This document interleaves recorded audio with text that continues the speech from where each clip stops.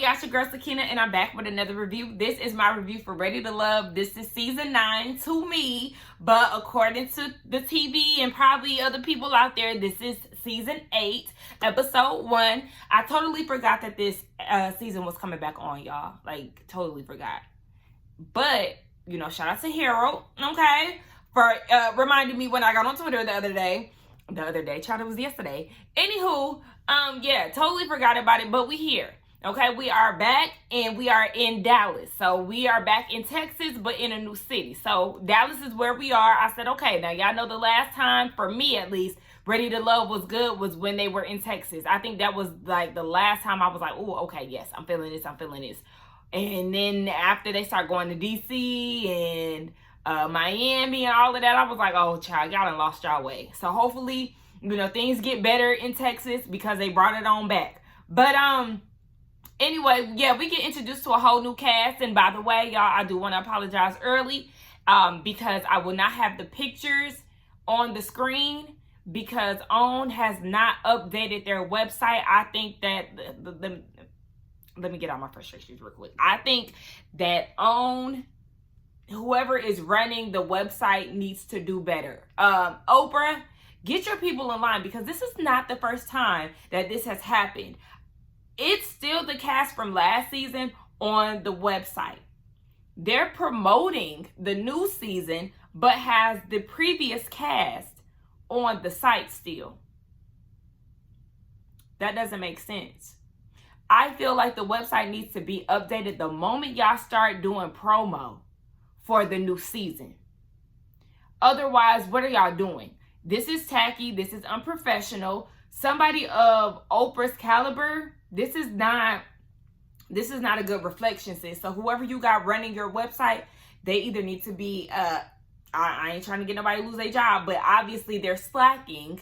So some stuff needs to be moved around here because I'm just not understanding what's going on. So because of that, I won't have the pictures here on the screen, which is, you know, I don't like that because we are already learning 18 people. We're trying to learn names and we need names to faces. So that helps. A lot of us YouTubers, we have the pictures on the screen to help, you know, narrate the story.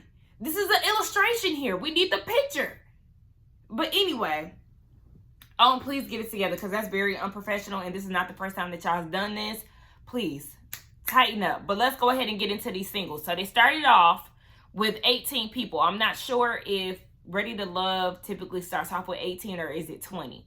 But either way, they aren't starting off the way that they started last season with, you know, half of the people and then they start trickling people in over time. Now, they haven't hit us with a curveball yet, but it is only episode 1. But I'm feeling like there are going to be additional people being added to the group because it looks like, from what I was seeing earlier, it looks like whoever is on this promo picture on the site, I don't recall seeing Miss Ma'am. So that's what's making me feel like there are more people to come. You know, I like those curveballs. I don't mind. Yeah, because I don't know neither one of these people. Do y'all remember these people? Oh, child. Anyway. Not Living Marriage Detroit, which I haven't seen yet. But yeah, I don't recall seeing them. So they must be the curveballs that's going to be added along the way. But anyway, yeah, back to these singles who are already here. First person we see is Chris. Chris is 39. I'm not giving y'all everybody's professions. I just don't really feel like doing that. But yes, he's 39. He said that you're either going to love or hate him because he speaks his mind. He is also Nigerian. He said that he came from a line of royalty. Now, I don't know if he was just saying that, but if so, I said, okay, Prince Hakeem. All right, now. He said that he wants a woman to embrace his culture. We then see him speaking with Jessica. Jessica is 37. She said that dating in Dallas is hard. I said, girl, get in line. Dating everywhere is hard, okay? So don't just put that off on Dallas. It's everywhere, or at least in America. Anywho, Philip, he's 41. He said that he wants to feel good because he hasn't felt good in over a year. I said, Phil, what's wrong? Talk to us. Now, he ain't give us no story as of yet, but I feel like we are going to get a backstory to why he hasn't been feeling good in over a year. So I'm staying tuned for that, Philip. Just let us know when you're ready to talk about it. Aries. Aries is 43. Really beautiful. I say Aries. are you an Aries first and foremost? And then 2, she gave me a Nia Long feel. Was I the only one who felt that way? I thought she was really pretty. She's a boy mom of 2. They're ready for her today. I said they either looking for a stepdaddy or they feel like you need somebody to entertain you because you working their nerves or something like that. I don't know, but her kids are ready for her to go out and date. And then we get introduced to Tequila.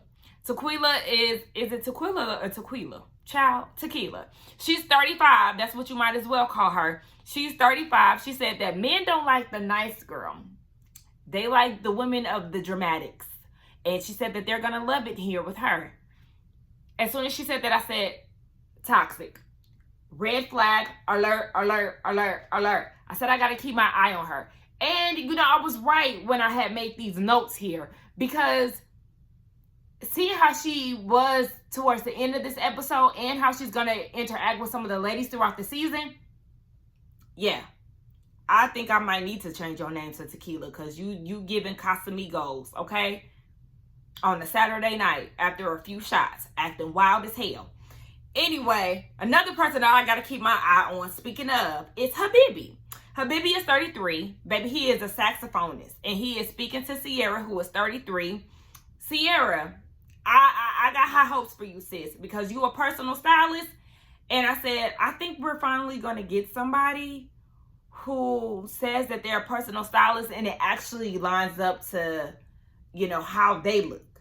Because she said that she styles socialites all throughout, the states, along with athletes and things like that. And then we seen a few pictures and I said, okay, you look like you know how to put a little 1-2 piece together. I like that because we already know some of these people on here who call themselves fashionista, stylists, or whatever it is. It doesn't add up. It doesn't match what they say. Remember we had Marcia from last season. I really didn't like some of her choice of clothing. And then we also have the infamous Alexis Fly. Now, she wasn't a stylist, but that name didn't match up with the fashions that she was putting on. Miss Man was giving City Trends realness. No. Anyway, so I got high hopes for her. I can't wait to see some of the outfits that she pulls together. She said because she's a stylist, she's on the go constantly, and she can meet a guy today, and then he won't meet the second version of her until months after. So, that's the reason why she really hasn't been successful in dating, on top of her really putting her work first. So Mr. Saxophone, he says that his job is to put a smile on women's faces, and that kind of interferes with his dating life. And Sierra's like, what you doing? Are you performing naked? Like, what's going on? And I'm like, yeah. Now, I understand that you're a musician. That comes with the territory, flirting and things like that. I'm like, okay, are you taking the saxophone off the stage and, like, performing it in the crowd? Are you flirting with the ladies? Like, what you doing? Because, I don't know. Anyway, I got to keep my eye on him, too. And I'll get more into him later on. We see Leanne. Leanne is 49. I think she's the eldest of all of the women. But I don't think anybody is in their 50s. But anywho, she's 49. She said a lot of people think she's really serious and bougie, but she doesn't want people to think that. She wants people to see her for who she really is. Now, she's speaking to Herbert. Herbert is 37, and she's coming with the questions, okay? She is ready, and Herbert was eating it up. Then we get over to Melvin. Melvin is 41, and he said, don't let this conservative look fool you because he is real freaky deaky. Melvin is the male Zane. Anybody who knows about Zane, Zane is erotic books from back in the day. And he said that's what he does, okay? He writes erotic novels. I said, oh, okay. He said he turns his apartment into a dungeon. I said, were you a part of the dungeon door with Candy? Did you write a little nasty piece for Candy and them down when she was touring? I don't know, but he is definitely giving freak nasty. And he said that he needs an open-minded woman. I said, okay, well, he was speaking to Unique, who spells her name real unique. She's 31. I think she might be the youngest out of the women and out of the group in general. But Unique is 31, and she was very much intrigued by the things that Marvin was saying. She was taken aback, but she trying to see what that living room looked like after dark. Or shoot, I don't know if it's after dark. I think he might have that dang S&M daytime. I don't know. Child. Anyway, that's that on that. So Tommy enters and he introduces himself to everybody and he said, y'all need to be open with your hearts, not your legs and your pocketbook. I said, okay. And 2 people are going to be eliminated at the end of the night. But hold on, wait. Was I the only one who was thrown off by Tommy in the intro? One minute he was like, walking the streets of Dallas and then he was in the car the next. I said, okay, promo. Anyway, so it's time for everybody to mingle, okay? Because they already know that y'all on the chopping block. So we get introduced to Janelle. Janelle is 41. She's talking to Red. Red is 42. Child, Red look older than 42, but I'm going to let him have it, child. Red is asking Janelle that she wants kids. And she said, yes, she actually wants to adopt because she was adopted. I was interested to know if she was adopted by a black family or what, but she didn't specify.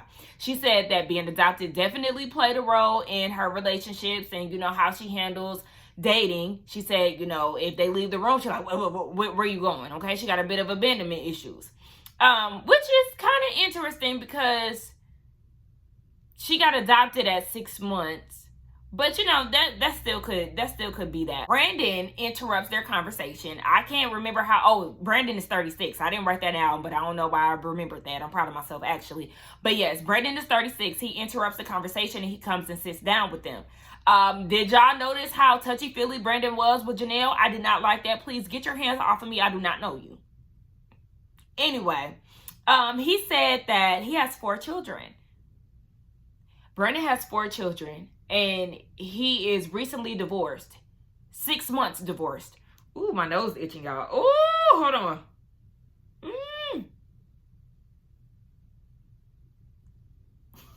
I'm sorry.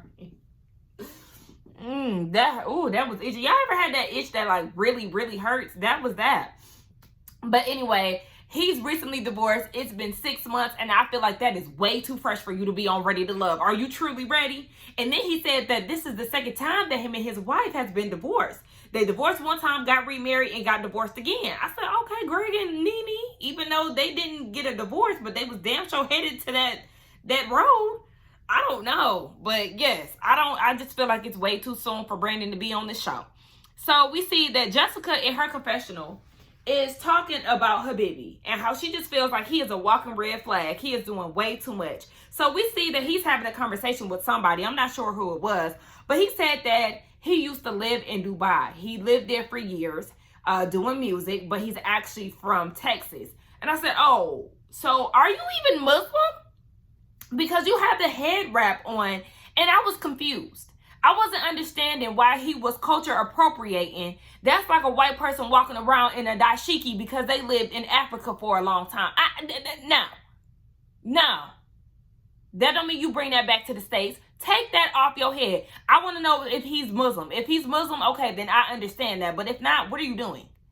So he keeps talking about music, and he's just, that's his, really, at this point, music is his identity. And I get that, if that's your craft, if that's your passion, I understand that. But he's leading with that. He's starting to remind me of the guy who was on The Last Resort, who kept talking about how he went on tour with Genuine and them.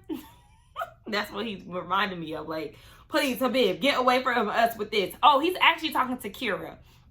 I can't remember how old she is. But she asked him, does he have children? Yes, he has a 7-year-old. And he said that him and the mother got pregnant 11 days within knowing each other. I said, oh, gosh. What is going on here? So he's talking to Kira. I think her name is Kira. And he's not asking her any questions about herself. So she was like, well, since you're not going to ask me about myself, I'll tell you that I am a dancer. And he was like, wait, dancer like what? You strip? You do ballet? What? And she was like, no, I'm not a stripper. I'm an ex-dancer or ex-cheerleader. She's been dancing since she was a child. So she was like, baby, I know a little bit about the stage just like you. So I just feel like she really doesn't like him like that. But we move on to Quila, who is asking Phil questions about, qualities that he's looking for in his next relationship. Now, when she's asking these questions, I noticed that he tried to ask her a question, and she kind of like cut him off and turned the question back around on him. Now, sis, a conversation is a two-way street. If you gonna have this conversation. If you're going to ask him questions, allow him to ask you questions as well. I noticed that, and I really didn't like that. She said that she is a Christian, but she wanted to know, you know, speaking of religion and spirituality and things, how do you feel about sex before marriage? He said he want to drive, okay? He want to test drive the car before buying it off the lot. And she was like, okay, so where's the weirdest place that you have sex? He said a parking garage. She had a problem with that in her confessional. And I just kind of felt like once he mentioned that he had been to sex clubs, she was closed off. So I was just like, yeah, this isn't going anywhere. I kind of felt that vibe when she asked him where he had sex at, where was the craziest place that he had sex. But I was like, why are you asking these questions if you're going to act snooty about it? I don't know. I just really didn't like her attitude. It was just kind of real. I am not having sex in a parking garage. It's rodents. Girl, what are you even talking about? Please shut up. So then we see Quentin, who is 33, and Lee, who is 34. They bond over fitness and sports. I really did like Lee. Lee is very pretty. She got body yaddy.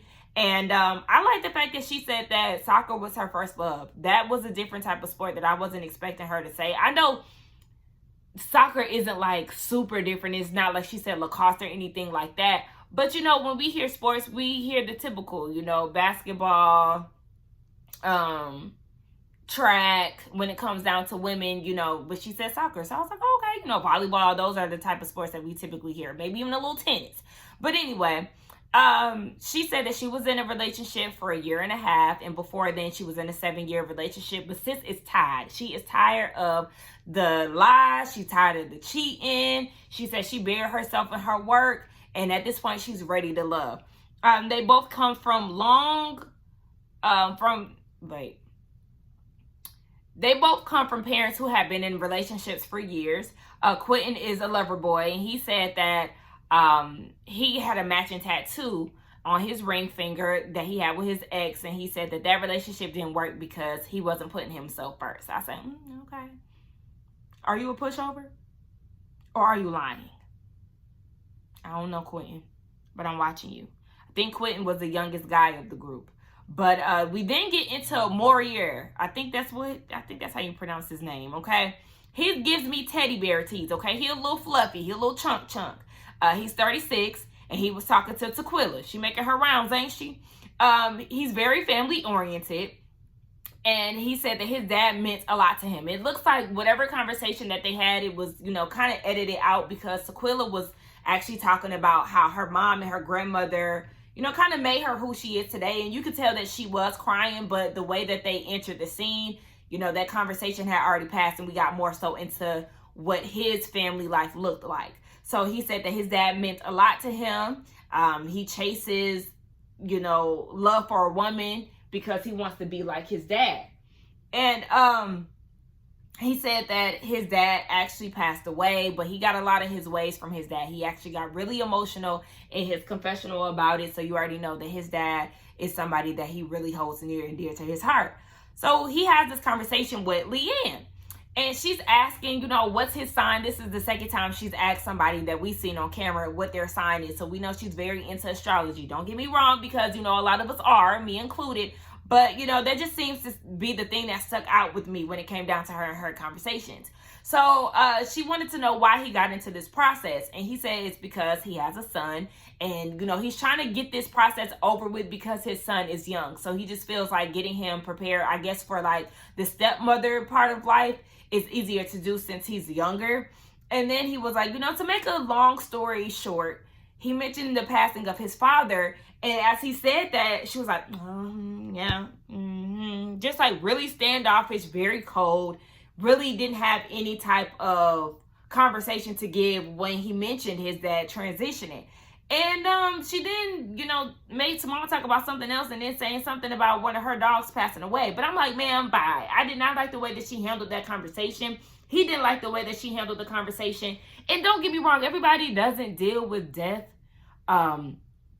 in a comfortable way. They may not be comfortable, you know, consoling you and things like that. But I just did not like the way that she kind of just brushed off the situation. It was just kind of like, oh, okay, your dad died. All right, well, child, I don't even want to talk to you about this. So I don't know. I just really didn't like the way that she handled it. I felt like it could have been handled a different way if she didn't feel comfortable talking about that. So Janelle is feeling Herbert. This is definitely a shocker to me. I really hate that I don't have the pictures for y'all, because I know y'all probably gonna be like, who the hell are these people? Okay. But luckily I'm good at remembering names and faces. But anyway, Janelle and Herbert, they're having a conversation, and they're flirting, they're touching hands and stuff. By the time they got done talking, child, it was sunlight and then it was dark. I said, well, dang, how long ago was y'all talking? But they said it was really easy flowing, so they really enjoyed the conversation that they had. So Tommy interrupted everybody, and he wanted to sit down with the men to find out which ladies they were into and who they were not into. So as far as who the men liked, Kiara was brought up a lot, or Kira was brought up a lot. Habibi was actually one of the first people to mention her, and I was very shocked, because I'm like, she ain't choosing you, my boy. You feel this way about her, but I don't think that she feels this way about you. And Herbert, he mentions her as well. I was really surprised that he didn't say Janelle first, but he did eventually mention her. So Janelle, Jessica, Aries, Unique, and Lee, those are the women that got mentioned as far as who the guys are feeling. Who they don't like is Tequila. I said, I'm not really shocked about that. They said that she was coming off too strong, and then some men were saying that she was too conservative. Unique was brought up as far as who they don't like, Sierra and Leanne, which I'm not surprised about, because I just kind of felt like Leanne, she kind of rubbed me the wrong way with that whole situation with Morier. Child, I'll get his name eventually. So then we get down to who's going to be sent home between the ladies. And it's Leanne and Tequila. They're down at the bottom. And before they could even say who was going home, I said, bye, Leanne. And yep, she was the one who got sent home. I just seen it coming. I don't know if her age was in factor too. I think she, is a pretty woman. She needs to do something with her makeup. But I do think that she is a pretty woman. She just, the personality just wasn't there, child. So they had to get down to more mingling. We see Habibi having a conversation with Kira yet again, and he says, which guy would you cheat on if you were with me? Kira said, I don't cheat, so she didn't have a name to give. But I was like, what? I literally yelled that out loud, like, what are you talking about? Why is this even a question right now? What's going on? And then it made me think, this is my theory. When it comes down to Habibi, I feel like he's playing the game, and he's trying to play the game very early. I think that he's going for whoever he deems the weakest link, or who would be mesmerized by his looks, or whatever the case may be. He's not an ugly guy. When I first seen him, I was like, okay, Muslim babe, But then he started opening his mouth, and then I started seeing a little bit of his personality, and it wasn't doing it for me anymore. Like, no, thank you. So I feel like he's going through this thing of strategy. He's feeling like, how can somebody like Kira, deny me or anything like that? Like, I don't know. I feel like he thinks he's going for the weakest link. I don't think that Kira is that girl, though. But something's telling me that he's picking on certain women for a reason.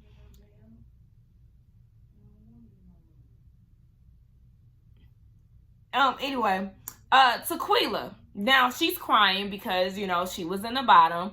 And at first I was like, girl, tighten up. But I get it. I totally get it. If you're already, insecure about something, or, this situation is new. It's a different type of environment to be in. So being in the bottom is not a good feeling. But I just would rather her go to the bathroom to cry. I don't know. I don't want people to see you like this, sis. So that was just my thing. But you know what? Shout out to the people who are a little bit more vulnerable. And I do have that side of me. Sometimes I get on here and I be crying and shit. But, whatever. Morier was there to give her words of encouragement, to console her a little bit. And she was eating that up. I was like, oh, do you like him a little bit? I think she might like him. But I don't know. My feelings changed after the episode continued. So we see that Brandon is talking to Lee. He said that he had his eyes on her. He feels like she's really attractive, and what she got in the back ain't hurting either. So he says that he's not really attached when it comes down to the whole him being divorced thing. He said because it's not like it's their first go round, so he can cut somebody off and move on. And she was looking like, no, sir, I'm a bit concerned, and I would be concerned as well. So, Brandon, it's a nah for me. I mean, you're not a bad looking guy, but you just have so much baggage, and it's 4 kids, and then on top of that, recently divorced. Take some time out to yourself. Take care of your 4 children before you start trying to, be in the dating world. It just seemed too rushed to me. Unique is talking to Red, and she says that she knows him from somewhere. Then she says that he has a thought job. So he has a comedian and DJ career, and he's actually offended by her saying this. He says that women aren't comfortable with the groupies and the fans, and it's a no when it comes down to Unique for him. And I said, groupies and the fans? Groupies and the fans? Okay, if you got groupies, then you got groupies, but I was like, child, please. Anyway, Habibi and Tequila, okay? Yeah, Tequila.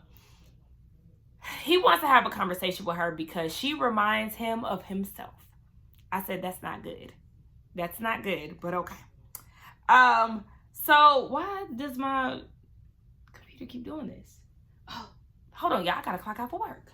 Okay, I'm back. So, yes, I said that's not a good thing, Habibi.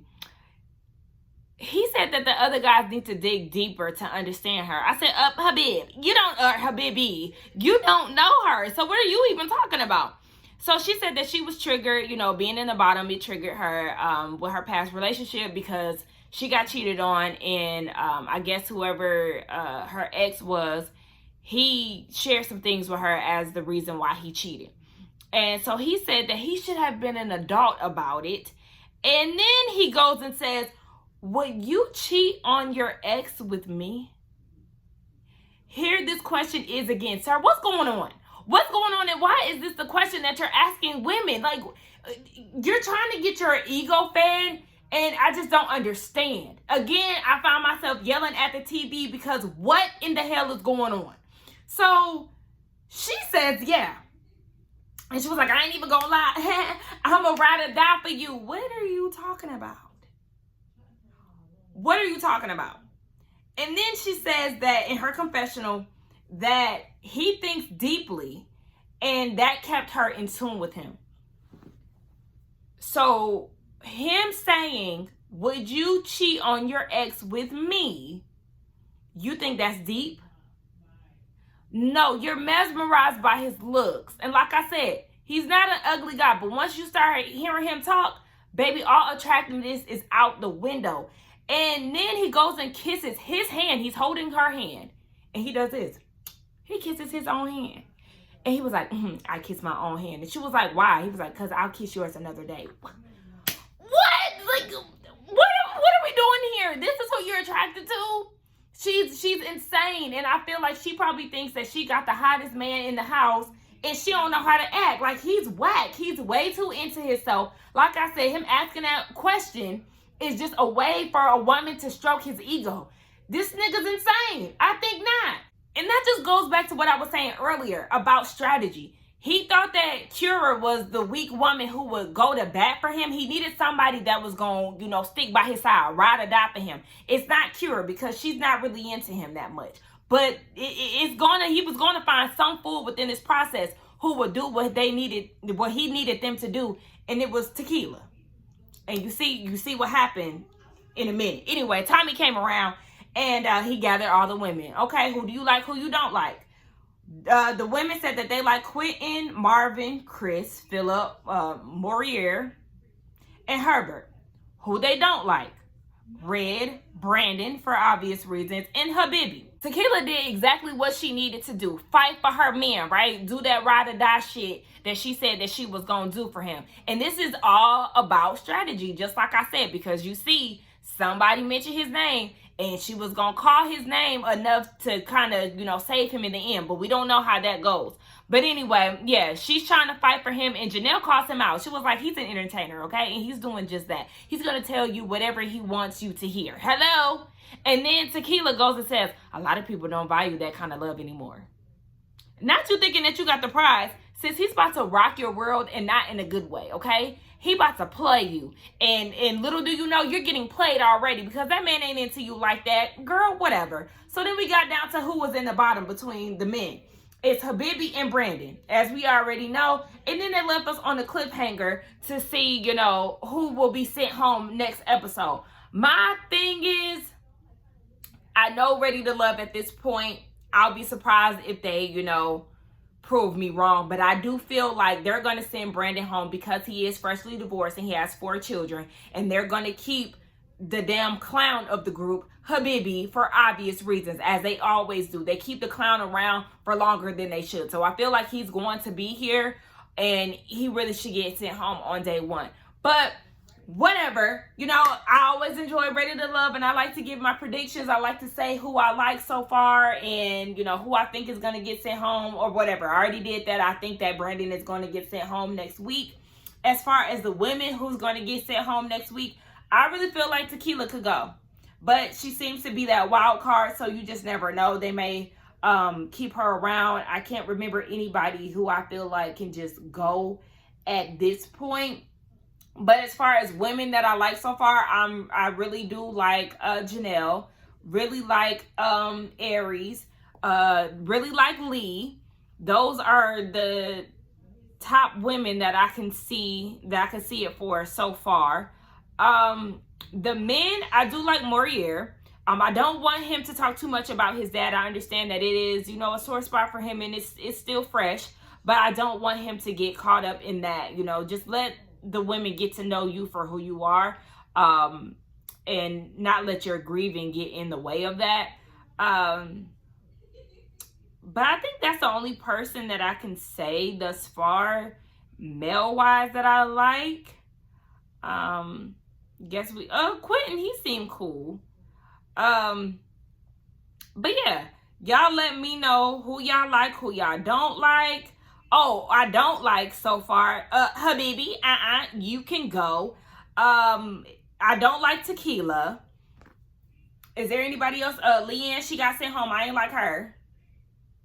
So yeah, y'all let me know who y'all like, who y'all didn't like. What's y'all's predictions for next episode? Do y'all like this new season thus far? I don't want to say this far, it's only episode 1, but do y'all like the first episode? You know, tell me what y'all think down in the comments, and I will see y'all in the next one. Do not forget to like, comment, and subscribe to my channel. Why am I so off today? Like, comment, and subscribe to my channel, and I will see y'all in the next one. Bye.